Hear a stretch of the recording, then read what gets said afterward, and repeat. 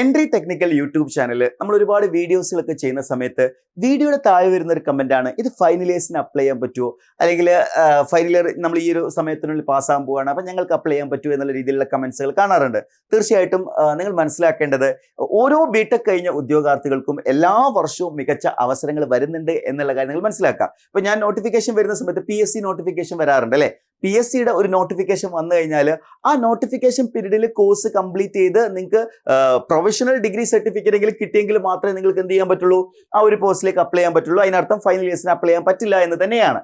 പക്ഷേങ്കിൽ ഓരോ final year സ്റ്റുഡൻറ്റും അറിഞ്ഞിരിക്കേണ്ട കാര്യമാണ്, നിങ്ങൾക്ക് എല്ലാ വർഷവും ഒരേപോലെ വരുന്ന മികച്ച ചില അവസരങ്ങളുണ്ട്. അപ്പോൾ ഇതൊന്ന് നേരത്തെ നിങ്ങൾ ഐഡന്റിഫൈ ചെയ്യുകയാണെങ്കിൽ, കുറച്ച് സമയം ഡെയിലി മാറ്റിവെക്കാൻ നിങ്ങൾ തയ്യാറാണെങ്കിൽ നിങ്ങൾ പഠിച്ച ഉടനെ തന്നെ ഒരു സർക്കാർ ജോലി നേടിയെടുക്കാൻ നിങ്ങളെ കൊണ്ട് കഴിയും. അപ്പോൾ എന്തെല്ലാം കാര്യങ്ങളാണ് അല്ലെങ്കിൽ ഏതെല്ലാം ഓപ്പർച്യൂണിറ്റീസ് ആണ് നിങ്ങൾക്ക് ഓരോ വർഷവും വരുന്നത് എന്നുള്ള കാര്യം മനസ്സിലാക്കുക. ഇപ്പോൾ 2026 ഇത്തവണ BTech പാസ് ഔട്ട് ആകാൻ പോകുന്ന ഉദ്യോഗാർത്ഥികളാണ് നിങ്ങൾ ഓരോരുത്തരുമെങ്കിൽ നിങ്ങൾ ഈ വീഡിയോ പൂർണ്ണമായിട്ടും കാണുക. അതേപോലെ നിങ്ങളുടെ ഫ്രണ്ട്സിനൊന്ന് വീഡിയോ ഷെയർ ചെയ്ത് കൊടുക്കുക. ഓക്കെ, അപ്പോൾ അത് നമ്മൾ നോക്കുകയാണെന്നുണ്ടെങ്കിൽ റെയിൽവേ റിക്രൂട്ട്മെന്റ് ബോർഡിന്റെ ജൂനിയർ എഞ്ചിനീയർ പോസ്റ്റ് ആണ് ഇതിൽ ഏറ്റവും പ്രധാനപ്പെട്ട പോസ്റ്റുകളിൽ ഒന്ന്. RRB ജൂനിയർ എഞ്ചിനീയർ എക്സാം എന്ന് പറയുന്നത് മുൻപൊക്കെ നമ്മൾ നോക്കുകയാണെങ്കിൽ ഒരു എക്സാം കഴിഞ്ഞ് കഴിഞ്ഞാൽ 4-5 വർഷം കഴിഞ്ഞിട്ടാണ് പിന്നീട് ഒരു എക്സാം കണ്ടക്ട് ചെയ്യാറുള്ളത്.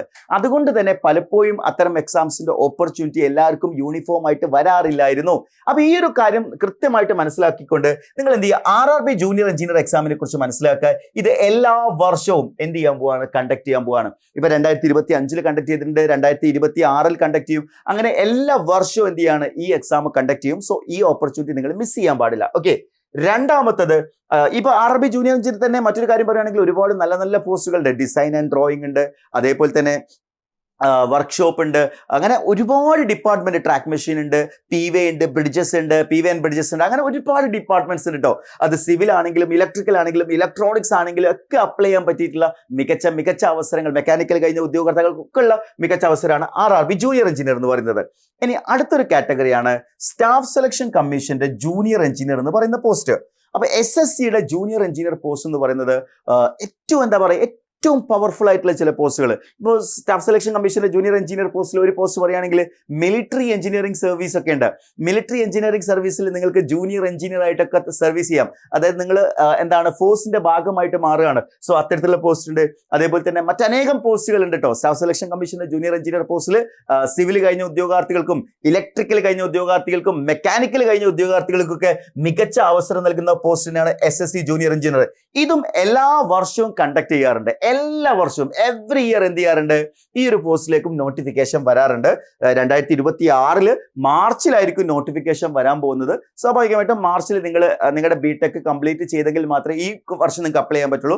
പേടിക്കേണ്ട, അഥവാ നിങ്ങൾക്ക് അപ്ലൈ ചെയ്യാൻ പറ്റിയിട്ടില്ലെങ്കിലും നെക്സ്റ്റ് ഇയറിൽ നിങ്ങൾക്ക് ആ ഓപ്പർച്യൂണിറ്റി അവിടെ ഉണ്ട് എന്നുള്ള കാര്യം മനസ്സിലാക്കാം. ഇനി നമ്മൾ അടുത്ത് നോക്കുകയാണെങ്കിൽ എക്സിക്യൂട്ടീവ് ട്രെയിനി ഇൻ PSU എന്ന് പറഞ്ഞാൽ പബ്ലിക് സെക്ടർ അണ്ടർടേക്കിങ്സിനെ നമ്മൾ PSU എന്ന് പറയാം. ഉദാഹരണത്തിന് IOCL, BPCL, അതേപോലെ തന്നെ ഭാരത് ഇലക്ട്രോണിക്സ് ലിമിറ്റഡ്, അതേപോലെ Bharat heavy electronics limited, HAL Hindustan aeronautic limited, Cochin shipyard limited എന്ന് തുടങ്ങി ഒട്ടനേകം പബ്ലിക് സെക്ടർ അണ്ടർടേക്കിങ്സ് ഉണ്ട്. ഇത്തരം PSUസുകളിൽ 2 രീതിയിലാണ് അവരെന്ത് ചെയ്യാറുള്ളത്, നിയമനങ്ങൾ നടത്താറുള്ളത്. ഒന്ന് ഗേറ്റ് വഴി ആയിരിക്കും, ഒന്ന് ഗേറ്റിലൂടെ ആയിരിക്കും. ഇതിനെക്കുറിച്ച് ഞാൻ ഡിസ്കസ് ചെയ്യാം. അതേപോലെ രണ്ടാമത് അവർ നടത്തുന്ന ഡയറക്റ്റ് എക്സാമിലൂടെയും എന്ത് ചെയ്യാറുണ്ട്, ഇത്തരം പോസ്റ്റുകളിലേക്ക് നിയമനം നടക്കാറുണ്ട്. സോ ഇത്തരം ഡയറക്റ്റ് എക്സാംസ് ഇപ്പൊ നിലവിൽ പറയുകയാണെങ്കിൽ കൊച്ചിൻ ഷിപ്പ്യാർഡ് ലിമിറ്റഡ്, നിങ്ങൾക്ക് എല്ലാവർക്കും അറിയാം, കേരളത്തിലെ ഏറ്റവും പ്രധാനപ്പെട്ട പ്രൈവറ്റ് പബ്ലിക് സെക്ടർ അണ്ടർടേക്കിങ്സ് ആണ് Cochin shipyard limited. Cochin shipyard ലിമിറ്റഡിലേക്കുള്ള എക്സിക്യൂട്ടീവ് ട്രെയിനി പോസ്റ്റിലേക്കുള്ള നോട്ടിഫിക്കേഷൻ ഇപ്പോൾ വന്നിട്ടുണ്ട്. അപ്പോൾ നിങ്ങൾ വിചാരിക്കും ഞങ്ങൾക്ക് ഇത് അപ്ലൈ ചെയ്യാൻ പറ്റിയില്ലല്ലോ എന്ന്. പേടിക്കേണ്ട കാര്യമില്ല, ഇത് കഴിഞ്ഞ വർഷവും വന്നിട്ടുണ്ട്, ഈ വർഷവും വന്നിട്ടുണ്ട്, അടുത്ത വർഷവും ഈ നോട്ടിഫിക്കേഷൻ വരും. എല്ലാ വർഷവും റെഗുലർ ആയിട്ട് വരുന്ന നോട്ടിഫിക്കേഷൻ ആണ് ഇത്തരം PSUസുകൾ. ഇനിയിപ്പോൾ നിങ്ങൾ വിചാരിക്കുകയാണ് PSU ഇപ്പോൾ കൊച്ചിൻ ഷിപ്പ്യാർഡ് ലിമിറ്റഡ് കഴിഞ്ഞല്ലോ, ഞങ്ങൾക്ക് അവസരം മിസ്സായല്ലോ എന്ന്. ഒരിക്കലും നിങ്ങളുടെ അവസരം മിസ്സാകുന്നില്ല. കാരണം കൊച്ചിൻ ഷിപ്പ്യാർഡ് ലിമിറ്റഡ് മാത്രമല്ല PSUസ് വരുന്നത്. അതിനുശേഷം ഭാരത് ഇലക്ട്രോണിക്സ് ലിമിറ്റഡ് വരും, ഭാരത് ഹെവി ഇലക്ട്രിക്കൽ ലിമിറ്റഡ് വരും, IOCL വരും. അതേപോലെ തന്നെ നിങ്ങളൊക്കെ ആഗ്രഹിച്ചിട്ടുള്ള ഒരു പക്ഷേ ഡ്രീം ചെയ്തിട്ടുള്ള ഒരു പോസ്റ്റാണ് ISROയിൽ നമുക്കൊരു സയന്റിസ്റ്റ് ആവുക എന്നുള്ളതല്ലേ. അപ്പൊ ഇത്തരം ഒരുപാട് എക്സാംസുകൾ ഒരു വർഷം നടക്കുന്നുണ്ട്. സോ ഇത്തരം PSUസുകളെ നിങ്ങൾ പ്രത്യേകമായിട്ട് നോട്ട് ചെയ്ത് വെക്കണം. ഓക്കെ, VSSC ആയിക്കോട്ടെ, ISRO ആയിക്കോട്ടെ, ഇതെല്ലാം എന്ത് ചെയ്യുന്നുണ്ട്, ഇത്തരത്തിലുള്ള സെപ്പറേറ്റ് ഡയറക്റ്റ് എക്സാംസുകൾ കണ്ടക്ട് ചെയ്യുന്ന ഒരു ടെൻഡൻസി ഇപ്പൊ വന്നിട്ടുണ്ട്. അപ്പൊ ഈ ഒരു അവസരം നിങ്ങൾ കൃത്യമായിട്ട് മനസ്സിലാക്കി വെക്കുക. ഇനി അടുത്ത ഓപ്പർച്യൂണിറ്റിയാണ് ഗേറ്റിലൂടെ, അതായത് graduate aptitude test in engineering. ഒരുപാട് പേര് മനസ്സിലാക്കി വെച്ചിരിക്കുന്നത് ഈ ഗേറ്റ് എക്സാം എന്ന് പറയുന്നത് കേവലം എംടെക് അഡ്മിഷന് വേണ്ടിയിട്ടോ അല്ലെങ്കിൽ PhDക്ക് വേണ്ടിയോ മാത്രമുള്ള ഒരു എക്സാം ആണ്. ഒരിക്കലും അല്ല.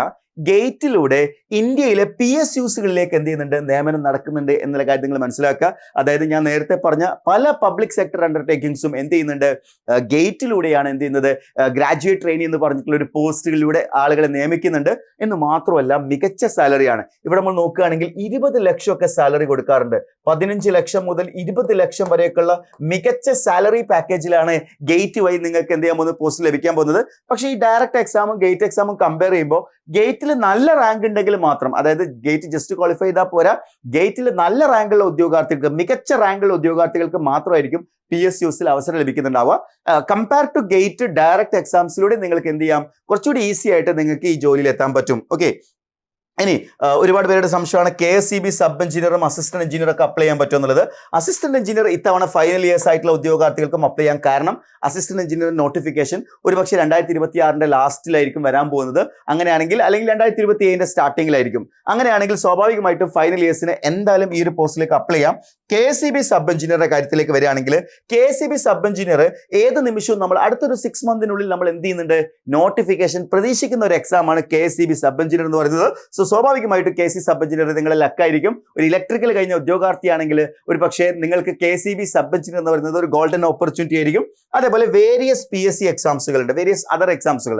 ഞാനത് സ്പെസിഫൈ ചെയ്യാത്തത്, അത് നോട്ടിഫിക്കേഷൻ എന്ന് വന്നു കഴിഞ്ഞാൽ പിന്നെ ഒരു 3 വർഷം കഴിഞ്ഞിട്ടൊക്കെ അല്ലെങ്കിൽ 3 വർഷങ്ങൾക്കുള്ളിലൊക്കെയാണ് പലപ്പോഴും എന്ത് ചെയ്യാറുള്ളത്, പിന്നീട് ഒരു നോട്ടിഫിക്കേഷൻ വരിക. ഉദാഹരണത്തിന് ലെക്ചർ ഇൻ പോളിടെക്നിക് ലെക്ചർ ആവാൻ BTech മതി. അതേപോലെ തന്നെ വർക്ക്ഷോപ്പ് ഇൻസ്ട്രക്ടർ എന്ന് പറഞ്ഞിട്ടുള്ള പോസ്റ്റ് ഉണ്ട്, ഓവർസിയർ പോസ്റ്റ് ഉണ്ട്, അതേപോലെ ട്രേഡ്സ്മാൻ പോസ്റ്റ് ഉണ്ട്. അതേപോലെ അത്തരത്തിലുള്ള ഒരുപാട് PSC എക്സാംസുകൾ എന്ത് ചെയ്യാറുണ്ട്, പലപ്പോഴായിട്ട് വരാറുണ്ട്. അപ്പോൾ അത് ഏതൊക്കെയാണെന്ന് സ്പെസിഫൈ ചെയ്ത് പറയുന്നില്ല, അത് നോട്ടിഫിക്കേഷൻ വരുന്നതിനനുസരിച്ച് അങ്ങനെയും ചെയ്യാം. അപ്പോൾ ഇത്തരത്തിലുള്ള ഒരുപാട് ഓപ്പർച്യൂണിറ്റീസ് ആണ് ഫൈനൽ ഇയേഴ്സിനുള്ളത്. അപ്പോൾ ഈ ഓപ്പർച്യൂണിറ്റി ഒരു കാരണവശാലും നിങ്ങൾ എന്ത് ചെയ്യരുത്, മിസ് ചെയ്യരുത്. ഇനി ഇത് കൂടാതെ എങ്ങനെയാണ് ഒരു ഗവൺമെന്റ് എക്സാംസ് ക്രാക്ക് ചെയ്യുക, അല്ലെ? ഒരു ഫൈനൽ ഇയർ സ്റ്റുഡന്റ് എന്ന് പറയുമ്പോൾ ആ ഒരു കോളേജ് ലൈഫൊക്കെ അടിച്ചു പൊളിച്ച് നിൽക്കുന്ന ഒരു സമയമായിരിക്കും. ഒരിക്കലും ഇത്തരം കാര്യങ്ങളെക്കുറിച്ചൊന്നും നമ്മുടെ തലയിൽ കയറാൻ സാധ്യതയില്ല. എന്നിരുന്നാലും ഏതെങ്കിലും ഒരാളെങ്കിലും ഈ വീഡിയോയിൽ നിങ്ങൾക്ക് എന്ത് ചെയ്യണം, നിങ്ങൾക്ക് ഒരു മോട്ടിവേഷൻ ലഭിക്കുകയാണെങ്കിൽ, നിങ്ങൾ പഠിച്ചു തുടങ്ങാൻ തീരുമാനിച്ചിട്ടുണ്ടെങ്കിൽ നിങ്ങൾ ഈ വീഡിയോ ഇനിയും കണ്ടിന്യൂ ചെയ്യാം. അതായത് ഒരു ഗവൺമെന്റ് എക്സാംസ് പ്രിപ്പയർ ചെയ്യുന്ന ഒരു ഉദ്യോഗാർത്ഥി മനസ്സിലാക്കേണ്ടത്, നിങ്ങൾ എത്രത്തോളം നേരത്തെ പ്രിപ്പയർ ചെയ്യുന്നോ അത്രത്തോളം നിങ്ങൾക്ക് എന്ത് ചെയ്യാണ്, ഈ എക്സാം ക്രാക്ക് ചെയ്യാനുള്ള ചാൻസ് കൂടുകയാണ്. എന്തുകൊണ്ടെന്ന് വെച്ച് കഴിഞ്ഞാൽ കോമ്പറ്റീഷനിൽ നിങ്ങൾക്കൊരു അപ്പർ എഡ്ജ് കിട്ടുകയാണ്. നിങ്ങൾ സിലബസ് കവർ ചെയ്തതിനു ശേഷം കൂടുതൽ ക്വസ്റ്റ്യൻസുകൾ പ്രാക്ടീസ് ചെയ്യാനും നല്ല സ്കോറിലേക്ക് എത്താനും അത് നിങ്ങളെ ഹെൽപ്പ് ചെയ്യും. നിങ്ങൾ ചെയ്യേണ്ട എത്ര മാത്രം, ഡെയിലി ഒരു 2 അവേഴ്സെങ്കിലും ഇപ്പം നിങ്ങൾ സ്പെൻഡ് ചെയ്യുക. അതായത് നിങ്ങളെ BTech പഠനത്തോടൊപ്പം തന്നെ നിങ്ങൾ എന്ത് ചെയ്യുക, ഒരു 2 അവർ നിങ്ങൾ PSCക്ക് വേണ്ടിയോ അല്ലെങ്കിൽ ഗവൺമെന്റ് എക്സാംസിന് വേണ്ടിയോ മാറ്റി വെച്ചേക്കുക. തീർച്ചയായിട്ടും അതൊരു വെർത്തായിട്ട് മാറും. പഠിക്കുന്ന സമയത്ത് നല്ലൊരു നോട്ട് പ്രിപ്പയർ ചെയ്യുക. അതായത് ഈ എക്സാം പ്രിപ്പറേഷനിൽ വലിയൊരു ഫാക്ടറാണ് നല്ലൊരു നോട്ട് തയ്യാറെടുക്കുക എന്നുള്ളത്, അല്ലേ?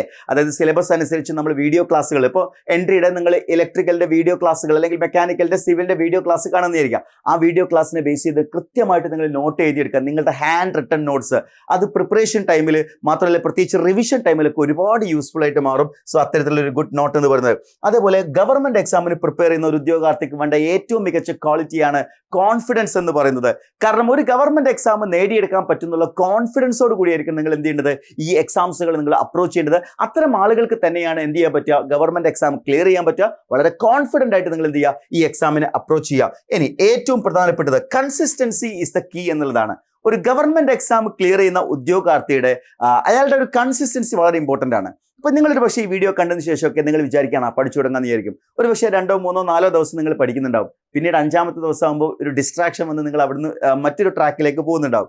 അങ്ങനെ വന്നാൽ ഒരിക്കലും ക്രാക്ക് ചെയ്യാൻ പറ്റില്ല. ഡിസ്ട്രാക്ഷൻ വരുമ്പോൾ നിങ്ങൾ മനസ്സിലാക്കേണ്ടത് എത്രയും പെട്ടെന്ന് തിരിച്ച് ട്രാക്കിലേക്ക് വന്ന് ആ ഒരു കൺസിസ്റ്റൻസി നിങ്ങൾ കീപ്പ് ചെയ്യാന്നുണ്ടെങ്കിൽ ഉറപ്പായിട്ടും നിങ്ങൾ ആഗ്രഹിച്ച ഒരു സർക്കാർ ജോലി നിങ്ങൾക്ക് നേടിയെടുക്കാൻ പറ്റും. അപ്പോൾ നിങ്ങൾ ഈ ഒരു സർക്കാർ ജോലി നേടിയെടുക്കണം എന്നുള്ള ആ ഒരു തീവ്രമായിട്ടുള്ള ആഗ്രഹമുള്ള ആളുകളാണെങ്കിൽ നിങ്ങൾക്ക് എൻട്രിയോടൊപ്പം കൂടാം. എൻട്രിയുടെ ടെക്നിക്കൽ കോഴ്സുകൾ, അത് ഇലക്ട്രിക്കൽ ആയിക്കോട്ടെ, മെക്കാനിക്കൽ ആയിക്കോട്ടെ, ഇലക്ട്രോണിക്സ് ആയിക്കോട്ടെ, കമ്പ്യൂട്ടർ സയൻസ് ആയിക്കോട്ടെ, ഏത് ബ്രാഞ്ച് ആണെങ്കിലും നമ്മൾ എന്ത് ചെയ്യാണ്, എല്ലാ കോഴ്സസും കേരള PSCയുടെയും സ്റ്റാഫ് സെലക്ഷൻ കമ്മീഷന്റെയും ഗേറ്റിന്റെയും PSUസിന്റെയും എല്ലാ കോഴ്സും നമ്മൾ എന്ത് ചെയ്യുന്നുണ്ട്, എൻട്രിയിലൂടെ പ്രൊവൈഡ് ചെയ്യുന്നുണ്ട്. സോ എൻട്രിയുടെ ടെക്നിക്കൽ കോഴ്സസുകളെ കുറിച്ച് കൂടുതൽ അറിയുന്നതിന് വേണ്ടിയും നിങ്ങൾ ആഗ്രഹിച്ച സർക്കാർ ജോലിയിലേക്ക് എത്താനുള്ള യാത്രയെക്കുറിച്ച് നിങ്ങൾ കൂടുതൽ അറിയാൻ താല്പര്യമുണ്ടെങ്കിൽ താഴെ കൊടുത്തിരിക്കുന്ന ഗൂഗിൾ ഫോം ഫില്ല് ചെയ്യുക. അതുപോലെ നിങ്ങളുടെ സുഹൃത്തുക്കൾക്ക് വീഡിയോ ഒന്ന് ഷെയർ ചെയ്ത് കൊടുക്കുക. Wish you all the best.